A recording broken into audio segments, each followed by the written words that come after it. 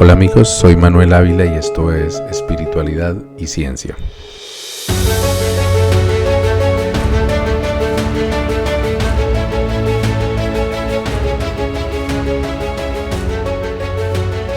En el viaje hacia la construcción de mi propio sistema de creencias, caminé a través de la religión católica, el esoterismo y el chamanismo antes de llegar a la espiritualidad basada en el escepticismo. Ese viaje tuvo como punto de partida la cosmovisión que mis padres me legaron a partir de lo que ellos recibieron de sus padres. Pero los caminos que elegí desde entonces fueron aquellos que mejor respondían a mi búsqueda personal. Siempre creí que esa búsqueda se originaba en el anhelo de obtener un conocimiento profundo de la realidad del espíritu y una experiencia personal con la divinidad.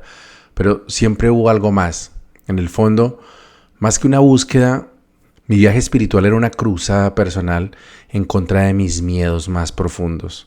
A morir, a ser olvidado y a no tener el control sobre mi vida. Es posible que te identifiques con alguno de estos miedos.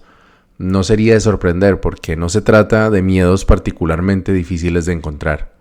Estamos genéticamente programados para procurar nuestra supervivencia, para establecer complejas relaciones con otras personas y para transformar nuestro entorno.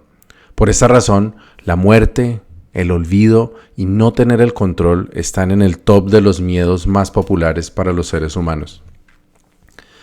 Lo que a veces no notamos es hasta qué punto nuestros miedos condicionan no solo lo que hacemos y lo que dejamos de hacer, sino sobre todo en lo que creemos.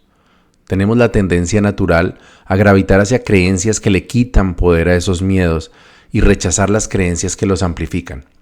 Por ejemplo, quienes le tienen más miedo a la pérdida de las libertades económicas que a la pérdida de libertades civiles pueden ser más afines a un pensamiento más bien conservador y de derecha. Quienes prefieren en cambio la restricción de los derechos económicos y no la restricción de derechos civiles podrían en cambio tender a ser más liberales y de izquierda. En mi caso, me aterraba la sola idea de ser vulnerable al infortunio y de tener que atravesar por la pérdida de un ser querido, tener una enfermedad grave o sufrir un accidente o cualquier otra desgracia. Mi búsqueda espiritual estaba motivada clandestinamente por la necesidad de sentirme seguro en un mundo en el que no hacía falta buscar demasiado para encontrar desgracias aparentemente fortuitas en todas partes.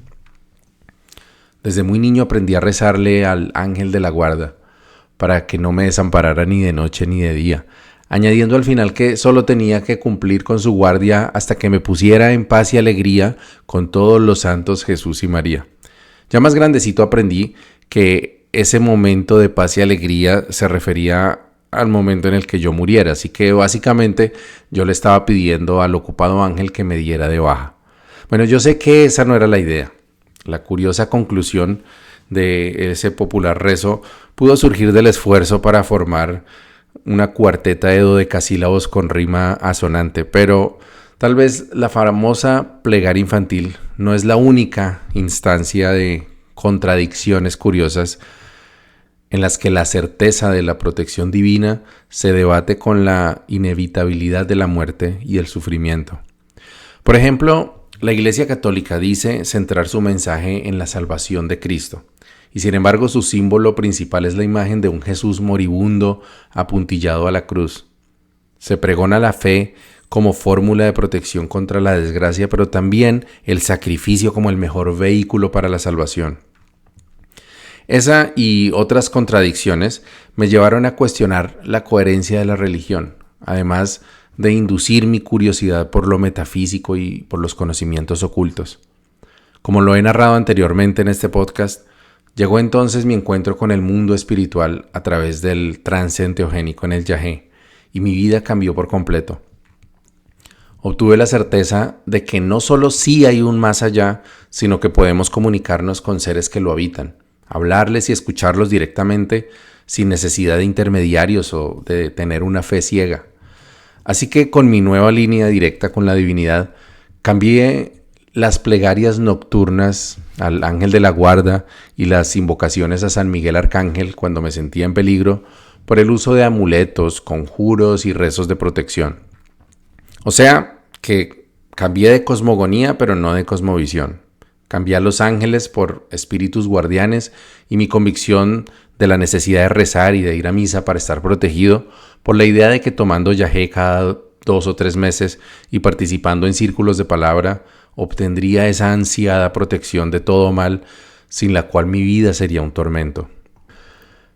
Sin embargo, dentro de mí existía también una fuerza que me atraía hacia una visión científica del mundo, sin fenómenos sobrenaturales ni pensamiento mágico.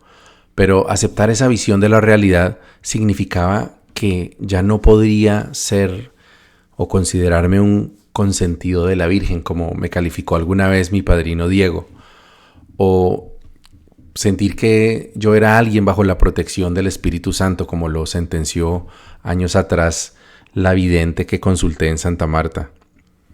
¿Y cómo aceptar una realidad tan indiferente a mis méritos personales cuando había visto la protección y la fortuna que sin lugar a dudas han estado presentes a lo largo de mi vida? ¿Cómo no creer en los guardianes que Dios puso en mi camino para protegerme en los momentos de peligro? ¿Cómo justificar las situaciones de peligro que me pasaron rozando sin causarme ningún daño? ¿De dónde provendrían entonces las teofanías que me guiaron a través de mi camino espiritual, concediéndome alegrías más allá de mis mayores expectativas? Mi experiencia personal, sesgada por esa buena fortuna que siento que me ha acompañado, me indicaba que yo había dado los pasos correctos para lograr el favor de la providencia, y que fue justamente cuando me alejé de su camino que tuve que pasar por situaciones difíciles, como sucedió cuando mi primer matrimonio terminó debido a mi infidelidad. Al menos esta era la realidad que viví durante muchos años y la mentalidad que puse al centro de mi trabajo espiritual: esforzarme por ser un mejor ser humano, cumplir con la voluntad de Dios para obtener a cambio la protección frente al mal y recibir la buena fortuna que anhelaba para mí y para mis seres queridos. Ese era en últimas el mismo negocio cósmico que intenté antes con la religión: cumplir con los mandamientos, ir a misa y practicar obras de misericordia a cambio de protección divina y otros dones materiales. El problema era que no tenía claro qué era lo que debía hacer y qué era lo que no me era permitido. En medio del popurrí de creencias que revolví durante esos años, algunas cosas eran evidentes, como no causar sufrimiento, respetar la vida, ser honesto y cumplir la palabra empeñada. Pero había temas más polémicos en los que lo incorrecto no era tan evidente.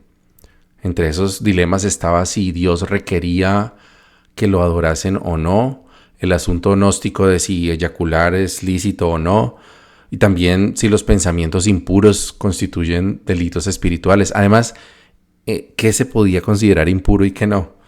Esos temas dominaron buena parte de los cientos de horas que gasté en círculos de palabra y conversatorios con los abuelos.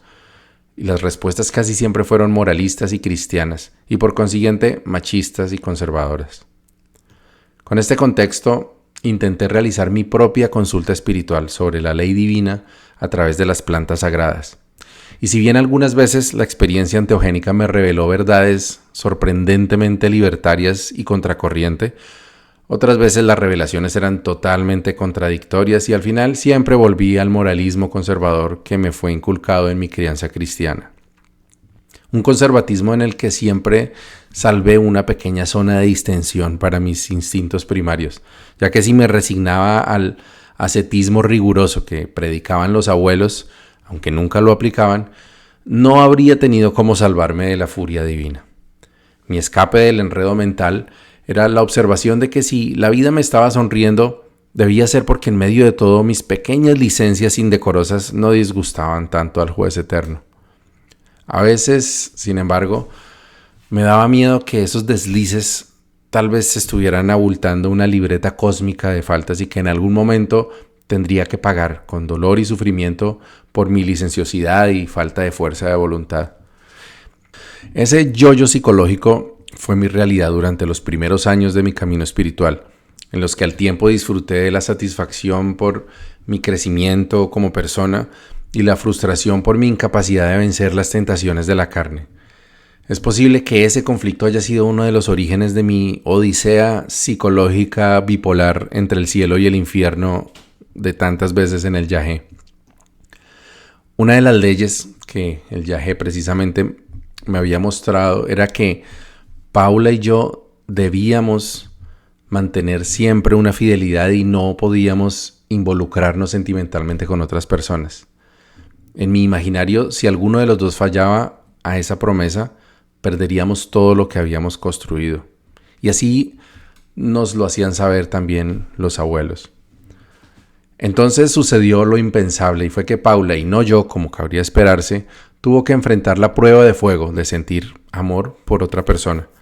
Ese evento dio lugar a la primera y única separación que tuvimos y me sirvió de excusa para dar rienda suelta a mis propias represiones. Me precipité hacia lo prohibido como cordero al matadero, envalentonado por mi arrogancia, con destino a todo lo que supuestamente me estaba prohibido, so pena de destierro de la gracia divina.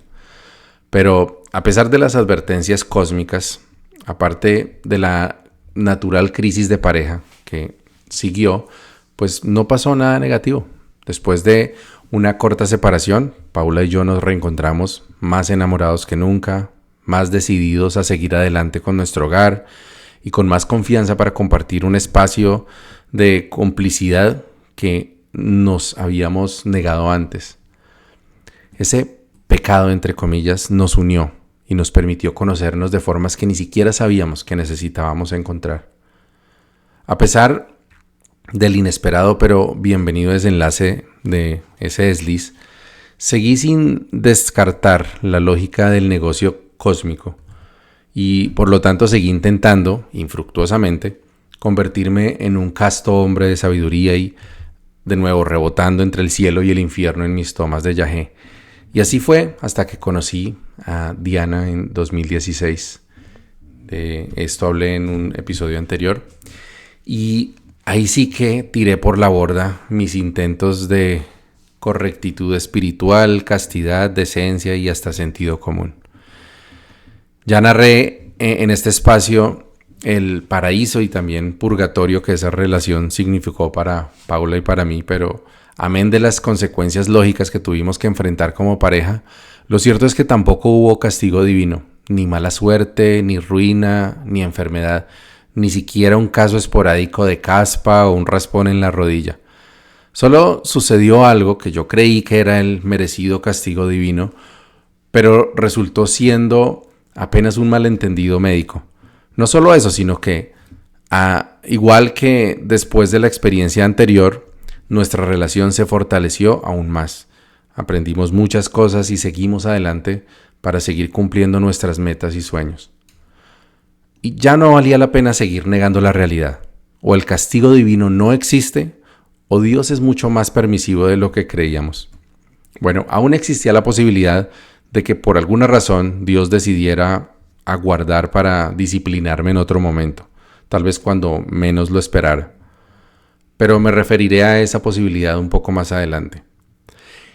Entender que el castigo divino no existe no me convirtió en un libertino descarado, ni tampoco me curó de mis debilidades humanas.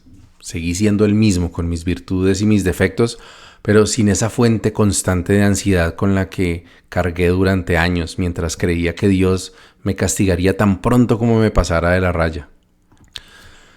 Digamos que comprobé por mí mismo esa lección del renombrado ilusionista y conocido ateísta Penn Jillette, cuando durante una de sus conferencias un cristiano se levantó y le hizo la siguiente pregunta: pero si Dios no existiera, ¿qué le impediría a todo el mundo andar por ahí matando y violando a quien se le dé la gana?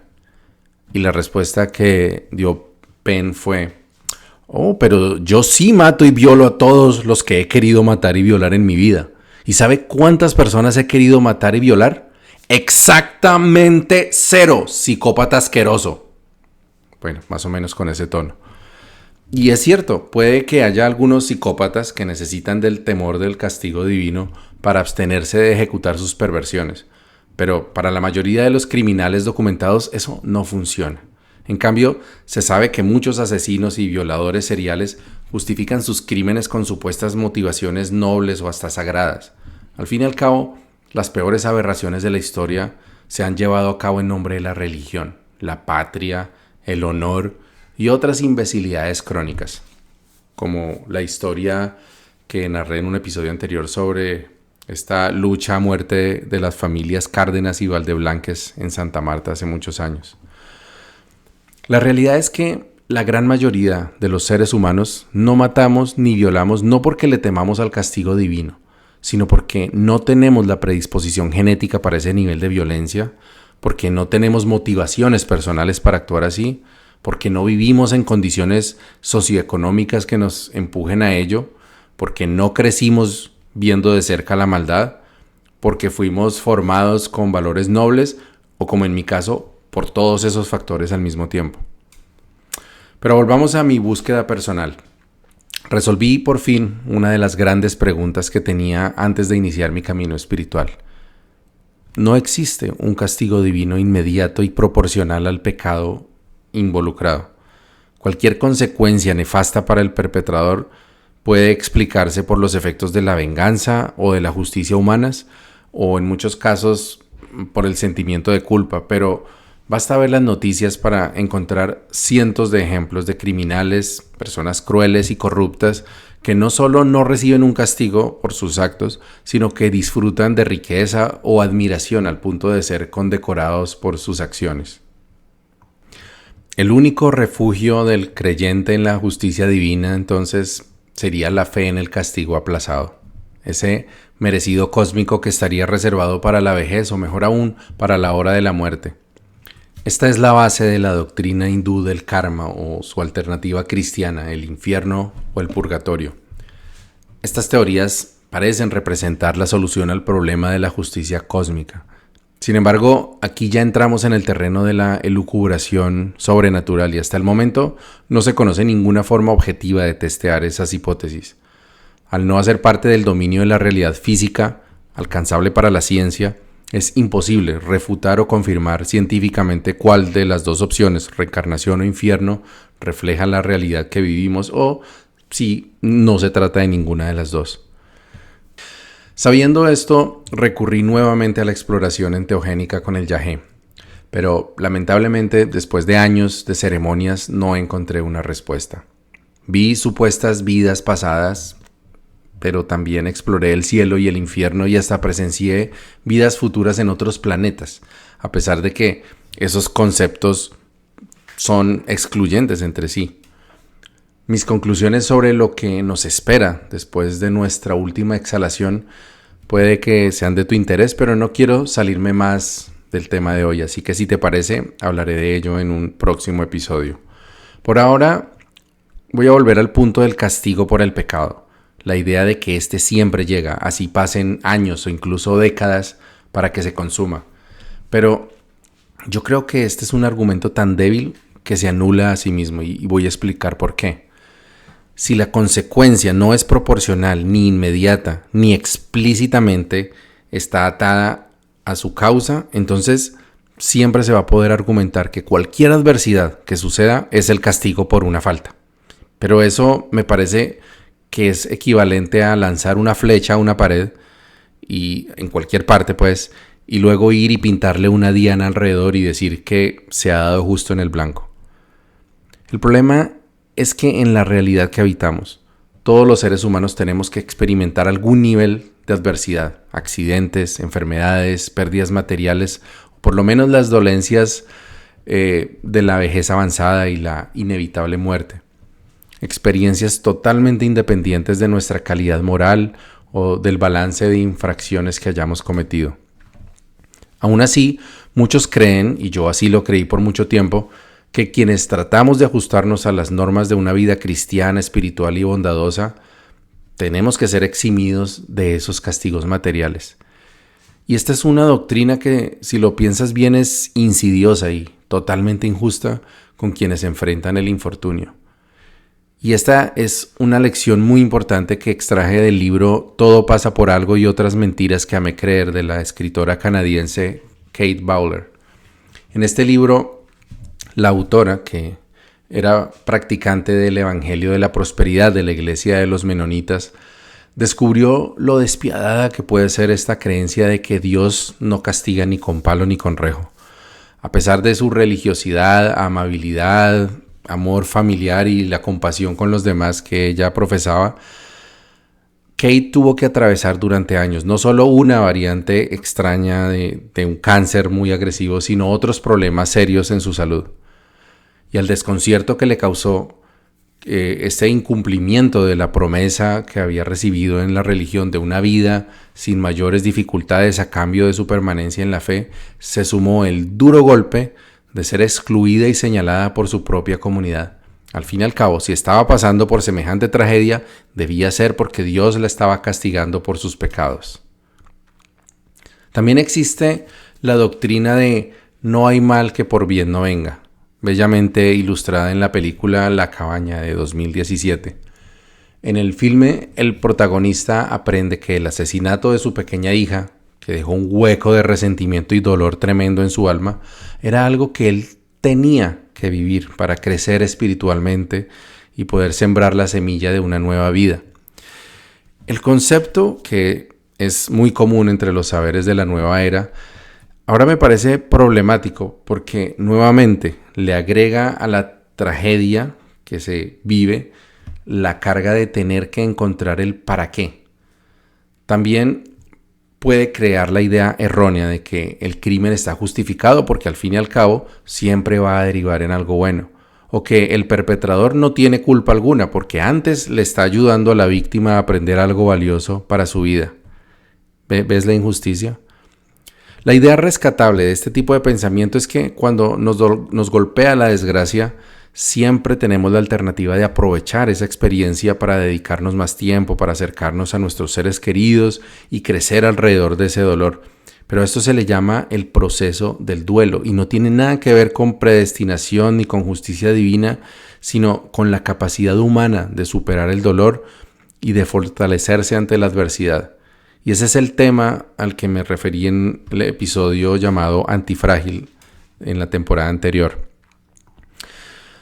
Y un último rincón que quiero mencionar en el que podría esconderse esa esquiva prueba de la justicia divina es en el espacio de la propia mente humana, donde algunos creen que todo infractor recibe el justo castigo por sus culpas.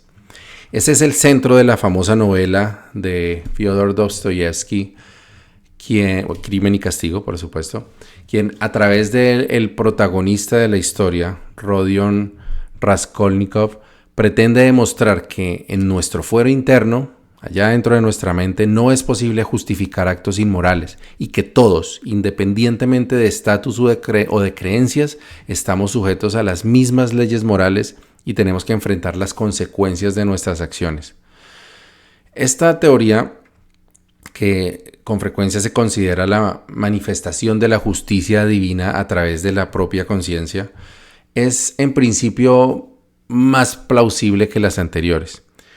En mi familia, por ejemplo, escuché aludir a este tipo de justicia en el dicho de que nadie puede esconderse de su propia conciencia, o cuando se dice que quienes obran mal no pueden vivir tranquilos. Pero desdichadamente y con el perdón de Dostoyevsky, la justicia de la conciencia tampoco se sostiene ante el peso de la evidencia. Las personas promedio, a no ser que hayan sido diagnosticadas con psicopatía o con otras disfunciones mentales que afecten la capacidad de sentir empatía, usualmente sufrimos algún nivel de remordimiento y autoflagelación después de cometer alguna acción que sabemos que es incorrecta. Pero cuando hablamos de criminales, de delincuentes recurrentes, políticos corruptos, dictadores y genocidas, este no es el caso más común. Y es porque los seres humanos somos excelentes narradores de historias y tenemos la costumbre y la habilidad de crear narrativas para justificar nuestras acciones sin importar cuán equivocados o monstruosas sean. Algunos nos hemos autojustificado por comernos las frutas en el supermercado sin pagarlas, o por cometer fraude en algún examen, por descargar películas piratas o por ser infieles ocasionalmente. Pues de ese mismo modo hay quienes encuentran justificaciones satisfactorias para explotar a sus trabajadores, para negociar con drogas, para golpear a sus hijos y a sus parejas o para asesinar a cientos de personas en nombre de la libertad, la moral o Dios. Quisiéramos creer que los generales que dirigen la invasión a un país vecino o los autócratas que han ordenado la ejecución de cientos de inocentes no pueden dormir tranquilos, que lloran en secreto por sus culpas y que le temen a la muerte porque saben que los esperan las llamas del infierno. Pero esto casi nunca es así. A no ser que la justicia humana los alcance, los juzgue y los castigue, lo más común es que estos personajes no pierdan ni un segundo de sueño pensando en sus víctimas y al contrario disfruten recordando sus hazañas mientras sus aúlicos los aclaman y los impulsan. Una lectura que recomiendo mucho para entender este fenómeno es el interesante Los ángeles que llevamos dentro de Steven Pinker. En este voluminoso libro, Pinker realiza un recorrido a través de distintas épocas de la historia humana, desde el punto de vista de la violencia entre naciones y también la violencia entre individuos, así como de los hombres hacia las mujeres, los niños y los animales. Y leyéndolo me llamó mucho la atención que cosas que hoy en día consideramos abominables, como por ejemplo tirar bebés a la basura, golpear niños hasta dejarlos inconscientes o prenderle fuego a perros y gatos por diversión, eran considerados comportamientos aceptables socialmente y a veces incluso deseables en la Edad Media. Y sin ir tan lejos, cuando yo era niño, durante los años 80 y 90, las corridas de toros, las peleas de gallos, la homofobia y el racismo eran totalmente tolerados y considerados parte de la cultura y de la moral colombianas. A mis 43 años puedo ver con claridad decisiones y acciones que tomé cuando estaba en mis 20s que hoy en día me causan arrepentimiento y vergüenza, pero que en ese tiempo no solo no me quitaban el sueño, sino que me hacían sentir orgulloso. En conclusión, la conciencia es tan relativa como la moral y está totalmente condicionada por el contexto sociocultural, religioso, político y circunstancial de cada uno en cada momento. Bueno, queda claro que le dediqué una cantidad considerable de tiempo para llegar a esta conclusión de que no existe una justicia universal que castigue la maldad en la tierra. Aún queda por discutir la posibilidad de un castigo en el más allá, pero al menos mi temor al castigo divino en la tierra pues ya no tenía fundamento. Y no era algo que me preocupara porque yo tuviera la intención de cometer algún crimen, sino porque en mi camino espiritual encontré tantas reglas, prohibiciones y ambigüedades que ni siquiera tenía claro qué era lo que tenía que hacer o evitar para eludir la desdicha. Cuestiones como abandonar la religión, no creer en Yahvé, el poliamor, la masturbación, la eyaculación, los chismes, criticar libros sagrados, hacer chistes sobre Jesús, denunciar el machismo y la homofobia en el chamanismo. Bueno, ya me sentía libre de actuar según mis principios y mis acuerdos, sin el yugo de ese temor a la venganza celestial. Pero había una parte que aún me faltaba por resolver. Y es que si ya había comprobado que los pecados no son castigados en la tierra, ¿cómo es que, en cambio, las acciones provechosas y piadosas que llevé a cabo durante mi vida sí me habían sido retribuidas con bendiciones abundantes? Porque tendría que estar ciego para no ver las muchas veces que fui premiado por la providencia, particularmente durante los años siguientes a mi conversión espiritual en el Yahé. Hasta entonces tuve que pasar por algunos momentos difíciles, sí, un par de ellos claramente asociados a malas decisiones que tomé, pero las serendipias en mi vida fueron y han sido mucho más abundantes que las dificultades. ¿Por qué? ¿Qué méritos tengo yo por encima de millones de seres humanos que llegarán al final de sus días sin disfrutar de la tranquilidad y comodidades que me ha obsequiado el destino? Yo soy consciente de que nací con algunas ventajas sobre muchos otros, como unos padres educados, cariñosos, responsables y con estabilidad económica. Si bien con las estrecheces comunes en la clase trabajadora de Colombia de principios de los 80. Recibí una buena alimentación durante mi gestación y durante mi infancia. Conté con la suerte de una genética que me predispuso para la curiosidad intelectual y un ambiente familiar estimulante en el que recibí las bases para un futuro con buenas herramientas y sin mayores cargas. En otras palabras, gran parte de las bendiciones que yo he recibido pues no pudieron ser un premio porque los méritos no fueron míos. De alguna forma mi vida es el premio, más bien muestra la consecuencia de los esfuerzos de mis padres, de mis abuelos y de todos los que los antecedieron. Haber recibido un punto de partida con todas las ventajas que yo recibí y que ellos no tuvieron, es el resultado de que mis ancestros, sin importar sus circunstancias, fueron capaces de tener al menos un descendiente que vivió lo suficiente para reproducirse también. Pero más allá de eso, es el resultado de que mis más recientes ancestros, sobre todo mis padres, pudieron superar sus propias vicisitudes y sus traumas para asegurarme una mejor vida que la que ellos tuvieron. Sé que mis padres agradecen a Dios todos los días por las cosas positivas que ellos han recibido y ellos me enseñaron a hacer lo mismo, pero mi nueva perspectiva me obliga a dirigir mi gratitud y mi admiración hacia ellos, hacia mis papás, en primer lugar, y luego a nuestros ancestros por todo el esfuerzo y la valentía que tuvieron. Haber iniciado mi vida en un punto de partida tan favorable fue sin duda el factor que más peso tuvo entre las causas de los mayores éxitos de mi vida, mi familia, mi espiritualidad, mi carrera y mis aficiones. Aún así, no puedo desconocer los eventos fortuitos que se tuvieron que dar para poder alcanzar muchos de esos logros. Voy a dar unos ejemplos, como haber conocido a Jensi, un amigo con quien compartí mi afición por los Beatles y los computadores, que luego me llevó a aprender inglés y programación a una temprana edad. Haber conocido a otro amigo, Martín, que fue la persona que me llevó a Mara y luego al Yagé. O, por ejemplo, que Paula hubiese sido destinada a trabajar justo a pocos metros de mi escritorio.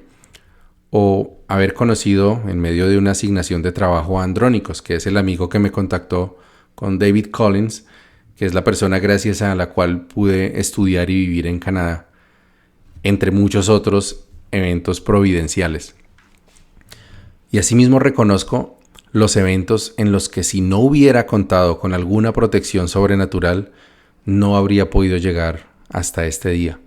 Ese taxi que me atropelló en mi bicicleta cuando tenía 15 años, pero que apenas me causó unos pocos moretones. Ese asaltante que me lanzó una puñalada que logré esquivar cuando presté servicio militar en la policía. O esa vez que caí de una liana en el Parque Tayrona de unos 4 metros de altura y terminé con contusiones en los 2 pies, pero sin fracturas o nada más que lamentar. O aquella bella noche en la que un paramilitar me confesó que se había ofrecido a matarme por haber hecho sufrir a una querida amiga suya. Bueno, la lista es más larga, pero no me quiero poner sensacionalista. El caso es que parece incuestionable que alguien o algo me ha estado protegiendo de mi propia estupidez durante todos estos años. ¿Te suena familiar? Si es así, es porque estamos llegando al corazón de la fe en Dios. Sabemos que existe por lo que ha hecho en nuestras vidas, las gracias que nos ha otorgado y las desgracias de las que nos ha salvado o liberado. Y si no ha sido Dios, entonces ¿quién? Una respuesta alternativa a esta pregunta se me ocurrió hace un par de años mientras trabajaba en casa durante la pandemia. Estaba comiendo unos marañones tostaditos con miel de una taza en mi escritorio mientras estaba concentrado en mis tareas. Después de un rato de extender mi mano repetidas veces y sacar 1 o 2 de las deliciosas nueces, me di cuenta de que solamente quedaba un marañoncito en el fondo de la taza. Lo iba a devorar en el acto, pero entonces se me ocurrió un pensamiento extraño. Si ese pequeño marañón tuviera conciencia, seguramente habría podido sentirse único y especial. Cuando estaba con sus otros 40 o 50 compañeritos, habría notado cómo una misteriosa garra gigante se abalanzaba sobre ellos y los iba extrayendo uno por uno. Es posible que en un par de ocasiones hubiera tenido justo ese marañón entre mis dedos por un segundo antes de deslizarse sin querer. Luego, cuando ya solo hubo 4 o 5 de ellos, el afortunado marañón se habría dado cuenta que mi mano se dirigía directamente hacia los otros, siempre evitando tocarlo, hasta que por fin llegó su turno. Entonces, Marañuel, digamos que se llama así, atrapado entre los dedos del gigante de ojos de vidrio, se habría dado cuenta de que el todopoderoso comedor de marañones le perdonó su vida una vez más. En vez de lanzarlo a su bocota como hizo con los demás, el gigante se quedó mirándolo con atención, con la boca abierta, así como un orate. Entonces el marañón pensó: soy el elegido por la divinidad, claramente estoy protegido de la fatalidad, que castigó a mis hermanitos. Tal vez es el premio por ser el mejor entre ellos, o tal vez por haber sido el más sincero en mis oraciones que elevé para no ser comido. Tal vez los demás merecían su destino, algo debieron haber hecho mal. Bueno, estos podrían haber sido algunos de los pensamientos del acaramelado frutito mientras yo lo veía indefenso entre mis dedos. Eso, bueno, justo antes de lanzarlo al aire y atraparlo con mi boca de un chasquido para luego ir a la cocina a servirme una taza más de ese adictivo pasabocas. Bueno, medité durante varios días sobre esa idea y no le encontré fallas a la lógica del marañón, excepto por una muy importante.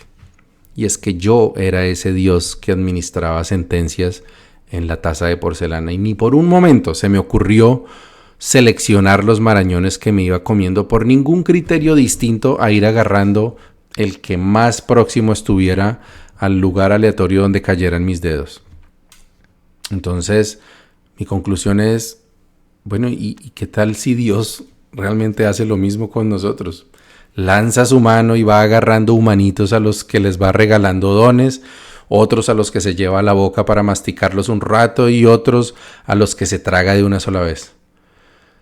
Pues no se necesita Dios para hacer algo que las leyes de la física pueden hacer sin ningún problema.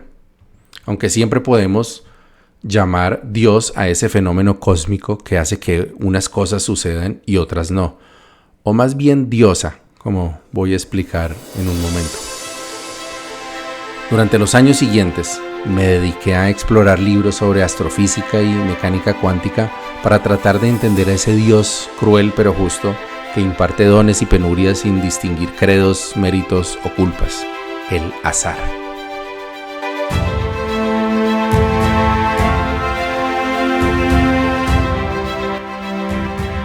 Esa exploración me llevó a través de la segunda ley de la termodinámica, la teoría del caos con su efecto mariposa y matemáticas fractales. Son temas muy interesantes que explican la ciencia detrás de lo que llamamos azar y brindan herramientas para modelarlo de forma matemática. Pero no voy a ahondar sobre esos conceptos en este episodio, primero porque no los entiendo del todo bien y segundo porque me alejan del punto al que quiero llegar. Lo que quiero compartir hoy es que hay dos universos teóricos que pueden existir. Uno en el que la bondad se premia y la maldad se castiga, donde todo lo que sucede obedece a un plan detallado y donde es posible esquivar las consecuencias. Y otro universo que es tan complejo, rico e inmenso que la combinación de todos los factores que intervienen para dar lugar a cada evento produce algunos fenómenos predecibles, pero muchos más que no se pueden anticipar y mucho menos controlar. Y la ciencia es contundente. El universo que habitamos es el segundo, uno dominado por el azar, que sin embargo tiene un orden gracias a estar gobernado por unas leyes físicas que son inflexibles. Así que nací gracias al azar de que mis padres se conocieran en una reunión de jóvenes revolucionarios y fui dotado de buena salud, capacidad intelectual y facilidad para los idiomas por el azar genético, heredado de dos padres saludables y particularmente talentosos para la comunicación. Ingresé a una universidad donde pude empezar una exitosa carrera en tecnología gracias al azar de haber conocido a mi amigo Jensi. Conocí la espiritualidad gracias al azar de encontrarme con mi amigo Martín y ahora vivo en Canadá gracias al azar de haberme hecho amigo de David Collins. También estoy vivo y entero gracias al azar de no haber estado en el lugar equivocado, en el momento equivocado. Y tal vez nuevamente gracias al azar genético de tener huesos relativamente fuertes. Pero el azar también me otorgó un cerebro sobrecargado de ciertos neurotransmisores que me hacen propenso a la ansiedad, a las obsesiones y a las compulsiones. Una fascinación por el sexo femenino que me ha metido en problemas más de una vez, aunque también me ha dado muchas satisfacciones. Y también la tendencia genética a sufrir de hipertensión y tal vez calvicie dentro de algunos años. Pero nada de lo que acabo de decir quiere decir que yo no tenga ningún mérito, ni tampoco que no exista la divinidad. ¿Confuso? Permíteme explicarlo. Haber conocido al Dios azar me ha obligado a ser más humilde porque ya no me puedo permitir la soberbia de considerar que tantas bendiciones obedecen solamente a mis méritos personales. Sé que he sido afortunado y estoy muy agradecido por ello. ¿Con quién? Pues con el azar, por supuesto. Tampoco me siento culpable por la parte coja del trato. Tengo mis cargas, pero sé que en gran medida no son mi culpa, ni mucho menos de mis padres. Es tan solo el lado oscuro del azar. También sé que el azar no me ha regalado todo lo que tengo y todo lo que he logrado.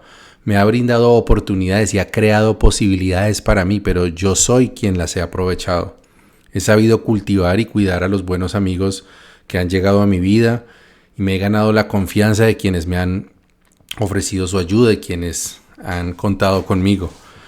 He logrado vencer mis impulsos destructivos y convencer a la mujer que amo de que vale la pena seguir a mi lado a pesar de mis debilidades.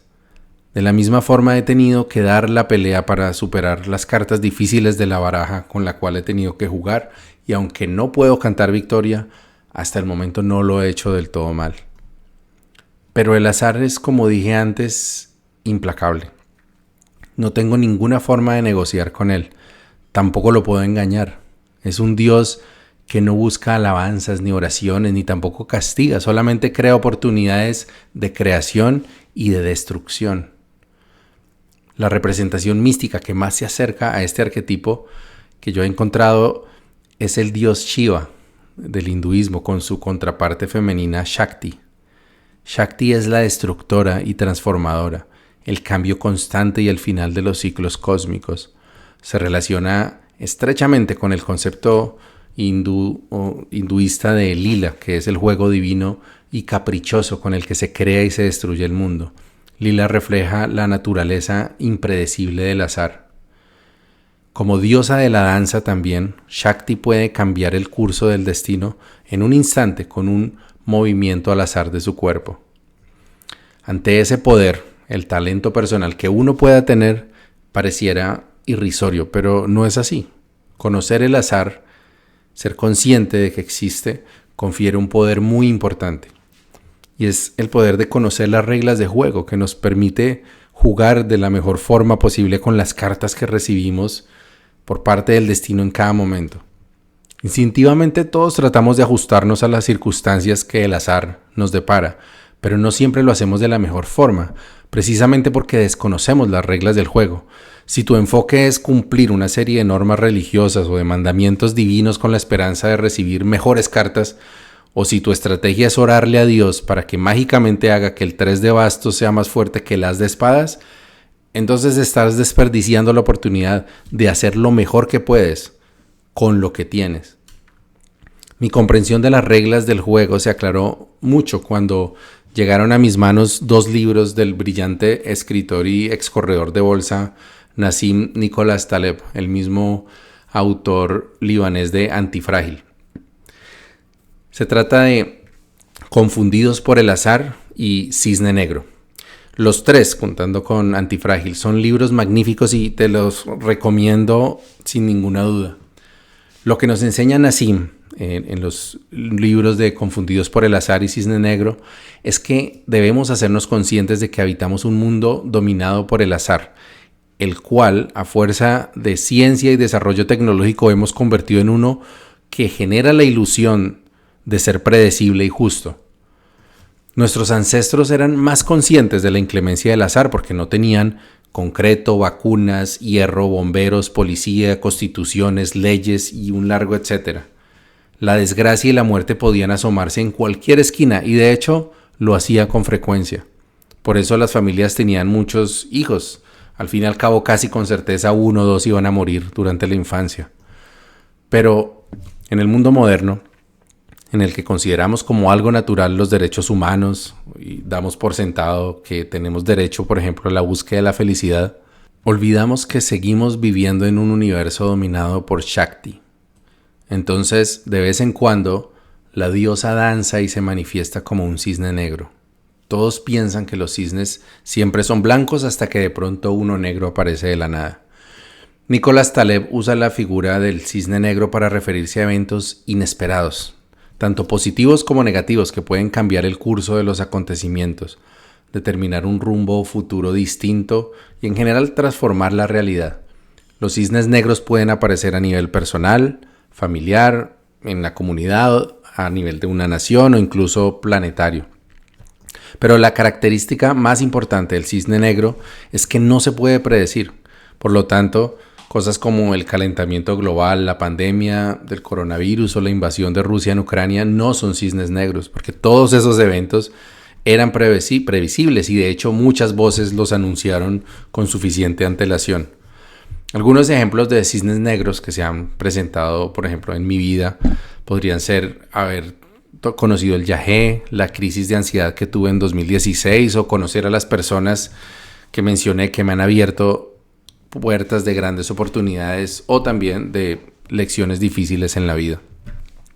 Lo que propone Nassim es que al no poderlos predecir, lo único que podemos hacer frente a los cisnes negros es prepararnos para enfrentarlos o aprovecharlos. Podemos entrenarnos para ser antifrágiles y reducir el riesgo de que un cisne negro negativo nos destruya. Y también podemos crear oportunidades para que se presenten cisnes negros positivos.